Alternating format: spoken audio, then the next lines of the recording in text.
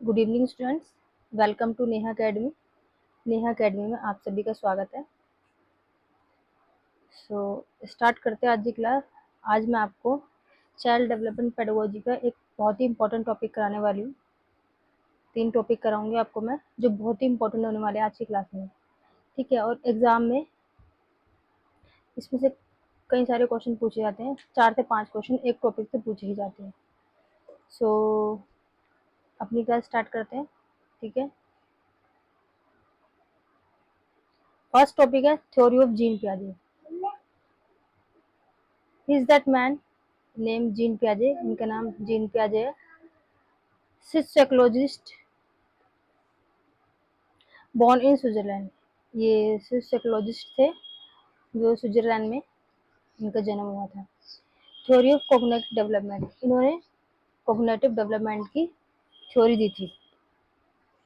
ठीक है, cognitive development यानी कि संज्ञानात्मक विकास। चलिए आगे चलते हैं। देखिए, concept of cognitive development, children as active learner और लिटिल साइंटिस्ट। इन्होंने कहा था कि जो बच्चे होते हैं वो एक्टिव लर्नर होते हैं, खुद सीखते हैं चीज़ों को, खोजबीन करके कुछ सीखते हैं, इसलिए इनको लिटिल साइंटिस्ट यानी कि नन्हे वैज्ञानिक भी कहा गया। ठीक है, एडेप्टेशन ऑफ स्कीमा। स्कीमा की स्कीमा का जो कॉन्सेप्ट है वो भी जीन पियाजे की स्टोरी से जुड़ा हुआ है, थ्योरी से। स्कीमा को अडेप्ट कैसे करता है एक बच्चा, उसके बारे में समझते हैं। देखिए, इसके 4 स्टेज है: एसिमिलेशन, डिसइक्विलिब्रियम, अकोमोडेशन, इक्विलिब्रियम। ठीक है, एसिमिलेशन क्या होता है? किसी भी चीज को अपने ज्ञान में ऐड करना, अपने संज्ञान में ऐड करना, इसे हम बोलते हैं एसिमिलेशन। डिसइक्विलिब्रियम से होता है कि दुविधा, मतलब कि हमारे दिमाग में एक दुविधा पैदा होती है कोई नई चीज देखकर। ठीक है, एकोमोडेशन होता है बदलाव करना, इक्विलिब्रियम होता है बैलेंस करना। जब हमें दोनों डिफरेंस समझ में आ जाता है तो उसे हम बोलते हैं इक्विलिब्रियम।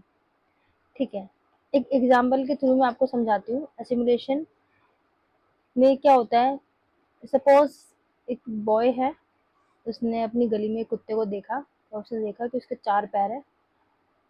ठीक है, एक पूंछ है, 2 आंखें हैं, 2 कान है और 2 आंखें। ठीक है, फिर नेक्स्ट डे देखा एक बिल्ली आ रही थी, उसने कहा अरे कुत्ता आ गया। उसने ऐसे क्यों कहा? क्योंकि उसके भी 4 पैर थे, एक पूंछ थे, 2 कान थे, 2 आंखें थी, तो इसलिए उसको कुत्ता कह दिया। ठीक है, तो उसके मन में क्या हुई, नहीं, उसके बाद जब उसने उसकी आवाज़ सुनी, वो म्याऊं म्याऊं कर रही, उसने आवाज़ सुनी, तो उसने अरे जो कल मैंने देखा था वो तो कुत्ता था, वो कुत्ता है तो भौं भौं कर रहा था, लेकिन ये तो म्याऊं म्याऊं कर रही है। तो उसके मन में क्या हुई, दुविधा पैदा हुई। ठीक है, फिर उसने किसी बड़े से पूछा, अपने पेरेंट्स से बोला कि मैंने कल एक जानवर देखा था और आज एक जानवर देखा है, बट लेकिन कल वाला है दोनों सेम, बट लेकिन कल वाला जानवर भौं भौं कर रहा था और आज वाला जानवर जो म्याऊं म्याऊं कर रही है। तो फिर उसके पेरेंट्स ने बताया कि जो आज आपने देखा है वो कैट है और जो आपने कल देखा था वो डॉग है। फिर उसने क्या करा, जो उसका ज्ञान था, जो भी उसकी नॉलेज थी कि जो मैंने कल देखा, डॉग को तो जानते था, उसने अपने संज्ञान में एकोमोडेट किया, यानी कि बदलाव किया कि जो म्याऊं म्याऊं करती है बिल्ली होती है, जो भौं भौं करते है वो कुत्ता होता है। ठीक है, उसके बाद लास्ट में क्या हुआ, इक्विलिब्रियम यानी कि बैलेंस बन गया, उसको दोनों में डिफरेंस समझ में आ गया कि डॉग कैसा होता है और कैट कैसी होती है। ठीक है, चलिए अब नेक्स्ट टॉपिक है stages of cognitive development by Jean पियाजे। जीन पियाजे के द्वारा दी गई जो स्टेजेस थी उसके बारे में बताती हूँ आपको। फर्स्ट स्टेज है सेंसरी मोटर स्टेज, जो 0 से 2 ईयर्स तक के एज में होती है। लर्न विद देयर सेंसेस, अपने सेंसेस से सीखते हैं बच्चे।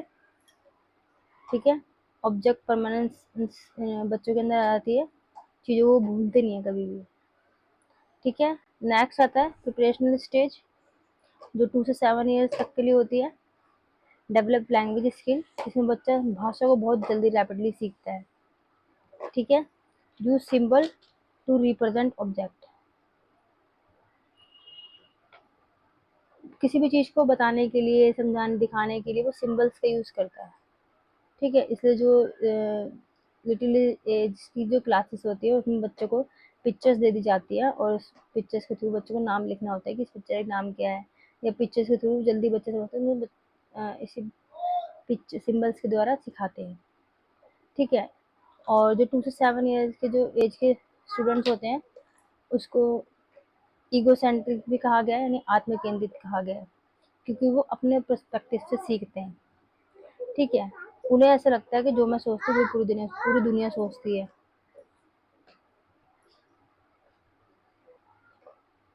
ठीक है, उसके बाद आता है हमारा next stage, concrete operational stage, जो 7 से 11 ईयर्स तक के लिए होती है।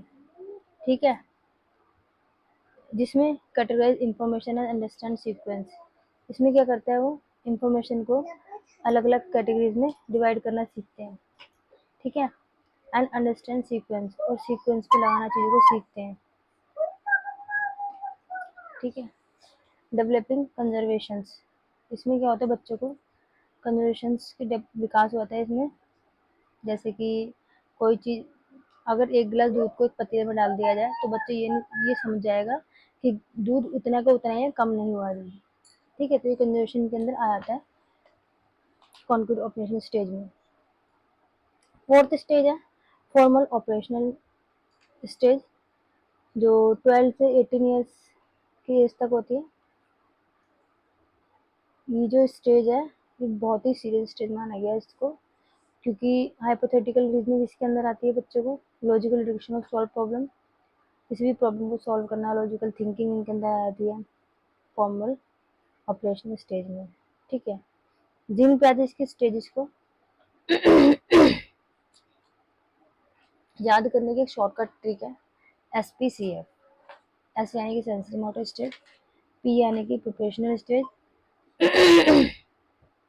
C यानी कि कॉन्क्रीट ऑपरेशनल स्टेज, और F यानी कि फॉर्मल ऑपरेशनल स्टेज। ठीक है, ये 4 स्टेजेस है पियाजे की, जिसको जो आपसे क्या कहते हैं पूछ लिया जाता है एग्जाम में। ठीक है, इसका सीक्वेंस भी पूछ लिया जाता है कि कौन सा सीक्वेंस ठीक है जिन पियाजे की स्टेजेस का। सो आई होप कि आप इसे लर्न कर लें। SPCF से आप ट्रिक से याद कर सकते हैं उसको, दिस इज वेरी इंपॉर्टेंट। देखिए, ये पहली stage sensory motor stage 0 to 2 years की, जिसमें बच्चे को ये समझ में आ रहा है कि मैं रोऊंगा तो मुझे दूध मिल जाएगा। ठीक है, सेकंड स्टेज है प्रिपरेशनल स्टेज, जिसके बच्चा सिंबल्स के थ्रू बताता है कि देखो, इशारे से बता सकते हैं कि ये क्या मांग रहा है।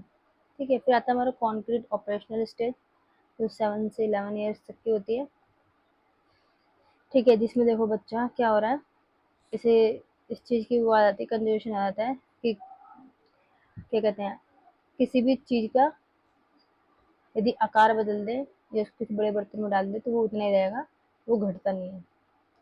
ठीक है, फिर आता है फॉर्मल ऑपरेशन स्टेज 12 वाला, जो चीज़ सामने नहीं होती उसके बारे में सोच सकते हैं कि कितना आधा होगा या कितना फुल होगा। ठीक है, नेक्स्ट टॉपिक पे आते हैं। देखिए, टॉपिक 2 है थ्योरी ऑफ लेव वैगोत्स्की। दैट मैन लेव वैगोत्स्की सोवियत साइकोलॉजिस्ट थे ये, जिन्होंने सोशियो कल्चर थ्योरीज को दिया था। इन्होंने सिर्फ 3 चीज़ों को बहुत ही इंपॉर्टेंस दिया है, social interaction, language and culture development, cognitive development. ठीक है, यानी कि SCL। उन्होंने सोशल, लैंग्वेज और कल्चर को बहुत इंपॉर्टेंस दी है। ठीक है, कॉन्सेप्ट ऑफ ZPD, उन्होंने ZPD का कॉन्सेप्ट दिया है। कॉन्सेप्ट ऑफ स्कैफोल्डिंग, उन्होंने स्कैफोल्डिंग का भी कॉन्सेप्ट दिया है। कल्चर एंड लैंग्वेज, उन्होंने कल्चर और लैंग्वेज को भी बहुत ही इंपॉर्टेंस दी है। ठीक है, अब नेक्स्ट पे जाते हैं।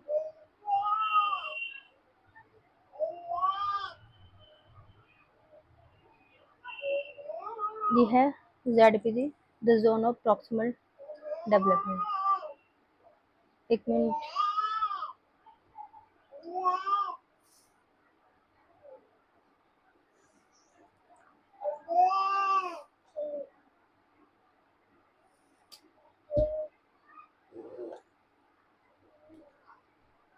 चलिए देखिए, the zone of proximal development. देखिए, ये जो बीच में ब्लू कलर का बॉक्स है, ये है what I can learn on my own. ये वो एरिया होता है जहाँ पे हम ये सीखते हैं, ये होता है कि कितना हम सीख सकते हैं, कितना हमारे एरिया के अंदर है। ठीक है, उसके बाद ये वो एरिया है what can I learn with help of ZPD. मतलब what I can learn with help, हम जो हेल्प की मदद से सीख सकते हैं उसे हम बोलते हैं जेडपीडी। ठीक है, इस एरिया को हम बोलते हैं ZPD, zone of proximal development. ठीक है, और ये वो एरिया है जहाँ जो हमारी पहुंच से बहुत ही बाहर है। ठीक है, अगली देखिए, ये है scaffolding. It is a temporary support during the student learning. जब हम बच्चों को पढ़ाते हैं तो हम उसको बीच में टेम्परेरी सपोर्ट देते हैं कुछ टाइम के लिए, जिससे बच्चे जल्दी सीख जाए। ठीक है, देखो पहली पिक्चर में क्या हो रहा है, ये बिल्कुल पकड़ पकड़ के चला रही है इसको। ठीक है, सेकंड पिक्चर में उन्हें हल्का सा छोड़ दिया, और थर्ड पिक्चर में देखो उन्हें बिल्कुल छोड़ दिया। तो उसको हेल्प जो होती तब तक उन्होंने उसको पकड़ा, हल्का हल्का हेल्प दी, और जब उसकी जरूरत बिल्कुल खत्म हो गई तो उसने उसकी हेल्प छोड़ दी। ठीक है,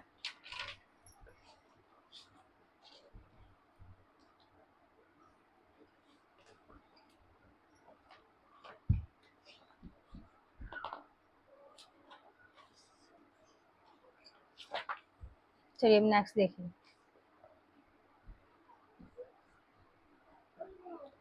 टॉपिक 3 है Lawrence Kohlberg theory. He is an American psychologist, ये अमेरिकन साइकोलॉजिस्ट थे, बॉर्न इन न्यूयॉर्क, न्यूयॉर्क में पैदा हुए थे। थ्योरी ऑफ मॉरल डेवलपमेंट, इन्होंने मॉरल डेवलपमेंट की थ्योरी दी थी। Give 6 stages and 3 level of moral development, इन्होंने 6 स्टेजेस दी थी और 3 लेवल दिए थे। ठीक है, अवॉइडिंग पनिशमेंट, सेल्फ इंटरेस्ट, जिसके बारे में लिखा हुआ है, good boy attitude, law and order, morality, social contract, principle. ठीक है, अब देखिए नेक्स्ट है 6 स्टेजेस एंड 3 लेवल।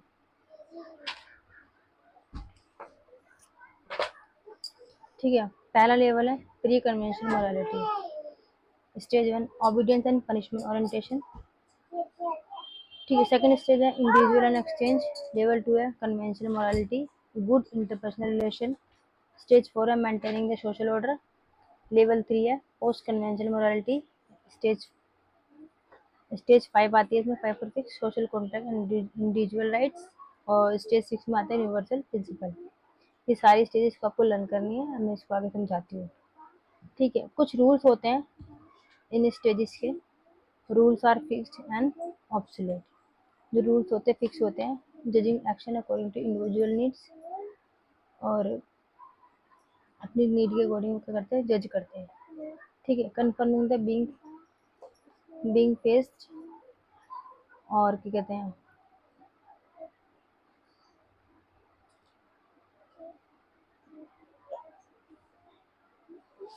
अच्छा बनने के लिए कुछ भी कर सकते हैं। रिस्पेक्ट अथॉरिटीज की रिस्पेक्ट करते हैं हर रूल्स का। कंसिडरिंग इंडिविजुअल राइट्स, अपने अधिकार को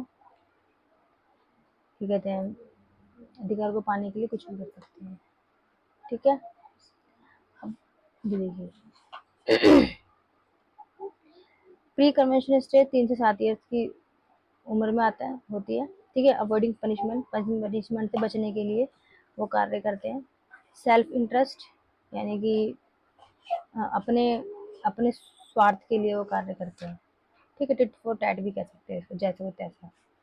गुड बॉय एटीट्यूड, यानी कि अच्छा बनने के लिए कोई काम करते हैं। लॉ एंड ऑर्डर मोरालिटी, किसी ऑर्डर को मानने के लिए, लॉ ऑर्डर को मानने के लिए काम करते हैं। सोशल कॉन्ट्रैक्ट, यानी कि सोशली सब लोगों से बातचीत करने के लिए, अपना मेंटेन बना रखने के लिए कार्य करते हैं। प्रिंसिपल, यानी खुद के लिए जब वो कार्य करने देते हैं। ये सारी स्टेजेस थी pre convention, convention, post convention. ठीक है, ये एक स्टोरी है, स्टोरी के थ्रू मैं आपको बताती हूँ। देखो, जो पहली स्टेज है ना, ऑब्लिवियन पनिशमेंट, पनिशमेंट से बचने के लिए क्या कर रहे हैं वो, चिट का उपयोग नहीं कर रहे हैं। यानी जो भी चीटिंग लेकर आए हैं वो चीटिंग नहीं कर रहे हैं, सिर्फ किस लिए, पनिशमेंट से बचने के लिए। ठीक है, अब इसी में देखो नेक्स्ट पिक्चर में, इसमें क्या हो रहा है, टिट फॉर टैट। अगर मैं तुम्हें एक चिट दिखाऊंगी तो आप मुझे बदले में एक चिट दिखाओगे, तो आपस में क्या करेंगे, एक्सचेंज करेंगे, तो अपने सेल्फ के लिए, अपने सेल्फ इंटरेस्ट के लिए कार्य करते हैं। थर्ड वाली स्टेज में क्या है, इंटरपर्सनल अकॉर्डिंग कन्फर्मेशन। इसमें क्या होता है, गुड, अच्छा बनने के लिए क्या करते हैं, अब अच्छा बनने के लिए वो क्या करते हैं, अपने बारे में बताते हैं कि मैंने खरा चला भी लिया और देखो किसी को पता भी नहीं चला। इस तरीके से अपने आप को अच्छा बताते हैं, ये अच्छा बनने के लिए चिट भी दिखा सकते हैं। ठीक है, फिर आती है next stage, authority and maintaining order. ये ऑर्डर दिया गया है कि चिट कोई नहीं चलाएगा, ठीक, कोई भी तो चिट नहीं चलाएगा, फर्रे नहीं चलाएगा, जिसे हिंदी में बोलते हैं फर्रे। ठीक है, चिट नहीं चलाएगा, इसलिए उस ऑर्डर को मान रही है। फिफ्थ वाले में क्या, सोशल कॉन्ट्रैक्ट। अपने सोशली लोग वो बनाने के लिए क्या कर रहे हैं, चिटिंग कर रहे हैं, अपने सोशली वो बढ़ा रहे हैं। व्यूज बढ़ाने के लिए भी लोग कर सकते हैं कि अरे यानी कि अपने कॉन्टेंट बढ़ाने के झूठी बोल देते हैं कि मैंने लास्ट ईयर 2-3 फर्रे चला, मुझे किसी ने पकड़ा ही नहीं, 2-3 चिट चले, किसी ने पकड़ा ही नहीं मुझे। अपना की अपनी वाह कर रहा है, जिससे कि लोग उसको अच्छा समझे। ठीक है, अब लास्ट चीज है यूनिवर्सल एथिक प्रिंसिपल। देखो इसमें क्या होता है, कोई परवाह नहीं है, पकड़ा जाऊँ नहीं पकड़ा जाऊँ, बस मेरे लिए तो सही है, अगर मैं नहीं पकड़ा तो पास, पकड़ा तो उनको कोई चिंता नहीं होती। ये सोचते हैं मेरे हिसाब से सही है, मैं चीटिंग कर रहा हूँ, मैं पास हो जाऊँगा। ठीक है, तो ये 6 स्टेजेस थी जो लॉरेंस कॉल्बर्ट के द्वारा दी गई थी। ठीक है, if you like my video please like share and subscribe my channel. और इस पीडीएफ को बनाने में मुझे 2 दिन लगे थे। सो आई होप कि मेरी वीडियो आपको पसंद आई होगी, और मैं ऐसे ही आपके लिए और वीडियो बनाऊंगी, और भी टॉपिक कराऊंगी एसएसटी के, सीडीपी के। सो प्लीज़ सपोर्ट मी, मुझे सपोर्ट करिए। और आपको कोई भी डाउट हो, कोई भी क्वेश्चन पूछना हो तो प्लीज़ टेक्स्ट मी, आप एक मैसेज छोड़ दीजिए मेरी वीडियो पे, मैं उसका रिप्लाई ज़रूर करूँगी। ठीक है, थैंक यू।